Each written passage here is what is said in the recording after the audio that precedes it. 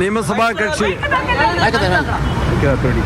കോൺഗ്രസിന്റെ പുതിയ നിയമസഭാ കക്ഷി യോഗം KPCC ഓഫീസിൽ ചേർന്നു.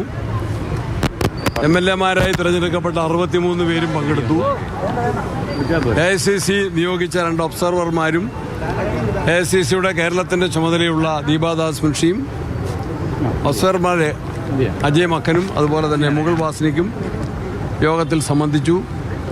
ആ യോഗം ഐക്യകണ്ഠേന കോൺഗ്രസ് പാർട്ടിയുടെ പാർലമെന്ററി പാർട്ടി ലീഡറെ നിശ്ചയിക്കാൻ AICC പ്രസിഡന്റിനെ ചുമതലപ്പെടുത്തുന്ന പ്രമേയം പാസാക്കി. ആ പ്രമേയം KPCC പ്രസിഡന്റ് എന്ന നിലയിൽ ഞാൻ അവതരിപ്പിച്ചു. നിലവിലെ പ്രതിപക്ഷ നേതാവ് VD സതീശൻ ആ പ്രമേയത്തെ പിന്താങ്ങി. ഐക്യകണ്ഠേന ആ പ്രമേയം പാസ്സായി. അത് AICCക്ക് നൽകിയിട്ടുണ്ട്. അതിനെ തുടർന്ന് AICCയുടെ 2 ഒബ്സർവർമാരും ജനറൽ സെക്രട്ടറിയും എല്ലാ MLA-മാരെയും ഒറ്റയ്ക്കൊറ്റയ്ക്ക് കണ്ട് അവരുടെ അഭിപ്രായങ്ങൾ ആരാഞ്ഞിട്ടുണ്ട്.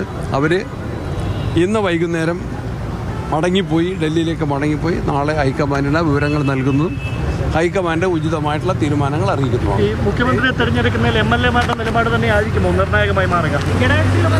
ഹൈക്കമാൻഡ് തീരുമാനം അറിയിക്കും.